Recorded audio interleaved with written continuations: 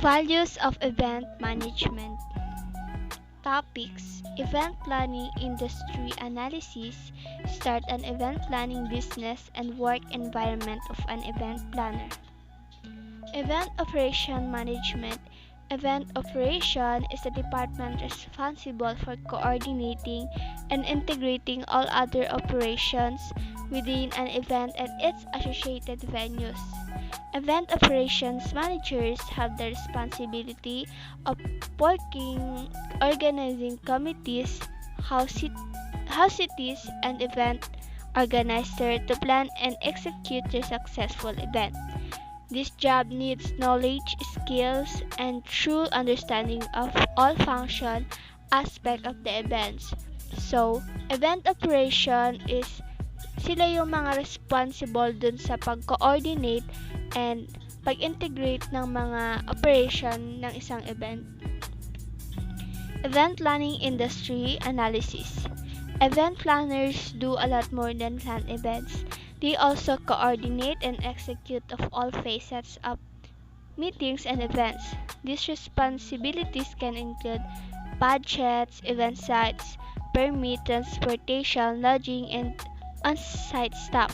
They can extend to hiring third-party service providers such as musician, food service, security, and speakers. So, sa event planners naman, sila yung mga responsible sa mga pagbabudget, mga transportation, event sites. So, here's the 2 market segments and 5 industry sectors.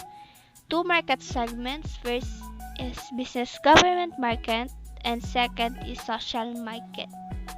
In 5 industry sectors, there's association planners, government planners, corporate planners, convention service planners, and bureau party and event planners. First is association planners. Association planners is sila yung mga gumagawa ng events for professional association. Government planners, sila naman yung gumagawa ng event work for government agencies. Corporate planners, sila naman yung nagkikater ng mga private sector sa business community. Convention service planners, sila naman yung nag-a-adjuncts to large hotels and convention centers. And last is bureau party and event planners. Sila naman yung specialized in private sectors, social events such as weddings, large private parties, and corporate events. Business government market. Corporate demand for events is robust according to the Event Marketing Institute. It revealed in its inaugural Event Track 2012 study that companies expected to grow their event marketing budget by 7.8% in 2012, more than twice the 3.6% increase of 2011. Of the marketers responding in the study, 83% said events did a better job at driving sales than driving awareness. Digital technology helped this process when marketers started using social media to connect events with online audience and brand influencers, with 66% of survey marketers saying that social media made events more successful. The social event planners. The social event segment is most vulnerable to factors such as employment rates and disposable incomes. IBIS, a global business intelligence provider, reported that the market for social events showed negligible growth of 0.7% over the 5 years starting in 2007. And projected a modest 2.5% increase for 2012. IBIS also noted the decline in formal weddings, a major revenue driver for social planners. A total of 344 companies operated in the social segment of the industry in 2012. and employed 352,699 people, an average of 1.5 people per firm. This number showed that the vast majority of social event planning firms are one-person operations. Market analysis. Conduct a comprehensive market analysis as part of your business plan before starting an event planning business. According to Entrepreneur magazine, you need a population of at least 50,000 to specializing in a business or government events. Support your business. If you plan and you can expand your market potential by serving one or more industry sectors, association, government, corporate, and convention.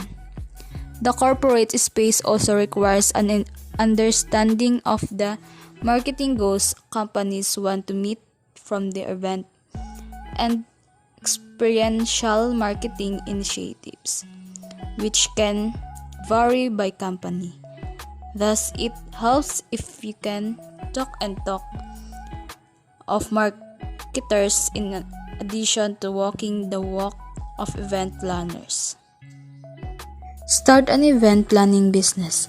The event planning industry is not only growing, but it can be very profitable with margins ranging from 15% to 40%, according to Entrepreneur magazine. If you have creativity, people skills, and fantastic organization, an event planning business may be the career of your dreams. Number 1. Get experience in event services. Beginning experience can range widely as there are so many kinds of events, include working in catering, being a florist, volunteering for non-profits, being an executive secretary who manage corporate meetings, working in a personalized gig operation, and working for an established event planner. Number 2. Advance into a position of responsibility. Become the fundraising chairperson for a non-profit instead of just a volunteer. Get promoted to catering manager.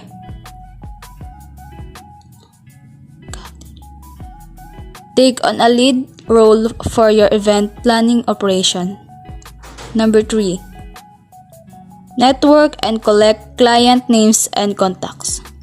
Use this to solicit business and ask for references and referrals when you go out on your own. Number 4. Build a portfolio.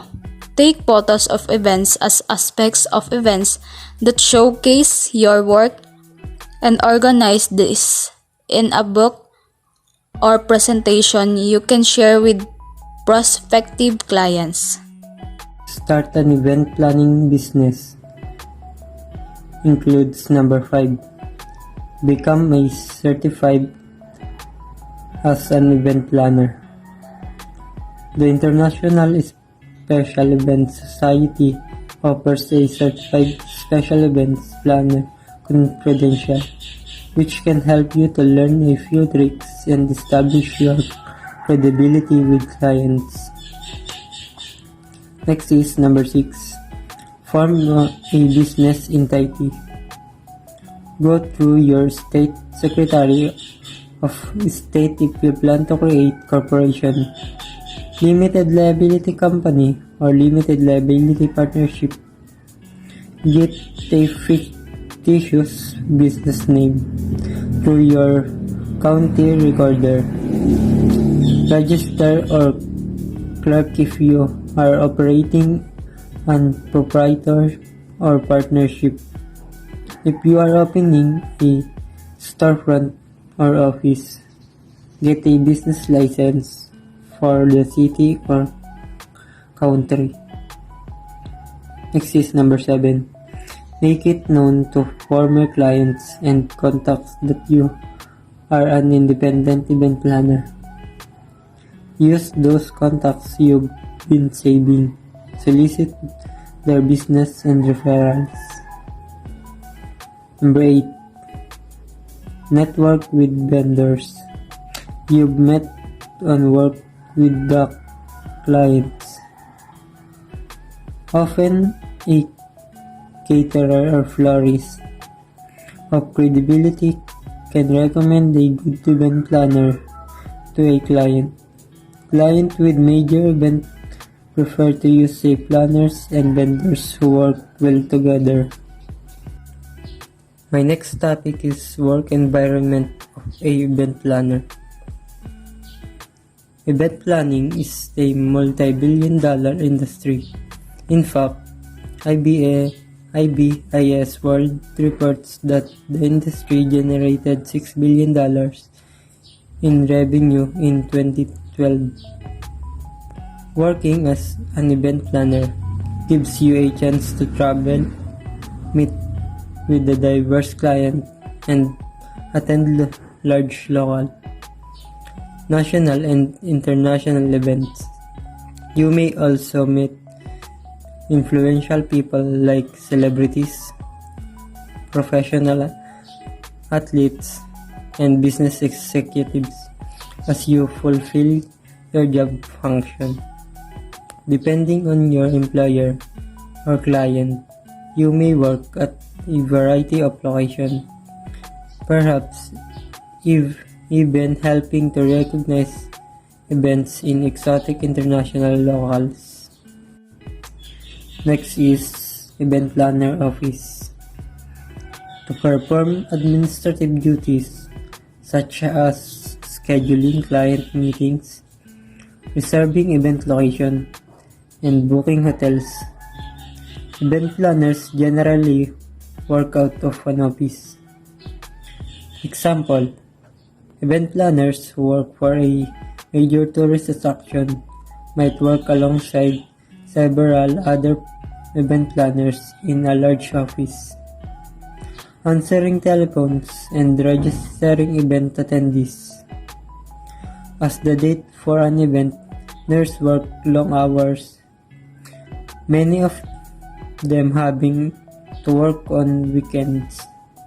Depending on their employer and the number of events they are responsible for, planners' work pace may be fast. Client work location. If they are organizing a large event like an annual conference, film screening, and regional job fair or national convention for clients, planners make travel to a client's work location to gather details on how the client wants the event to unfold. For example, event planners might meet with a client at the client's headquarters or another scheduled location like a restaurant or library meeting room to get a list of people to invite to the event, names and contacts information of keynote speakers, dates and hours for the event, and meals and entertainment the client wants at the event. Event locations. On the actual day of an event, planners might be required to travel to the event location to check that logistic like table settings and audiovisual equipments are in the right location and functioning properly. Should event planners organize international events, they might work out of the regular office in cities like Paris, Rome, Bangkok, or Buenos Aires. Types of locations event planners might work at include convention centers, hotels, and colleges or universities. Considerations. The Bureau of Labor Statistics reports that jobs for events, meeting and convention planners are expected to show overall growth of approximately 44% between 2010 and 2020. This growth rate is much faster than expected growth rates for other occupations. An increase in the number of companies doing business with international clients is expected to fuel some of the growth. As of May 2011, the mean annual salary that event, meeting and convention planners earned was $49,840.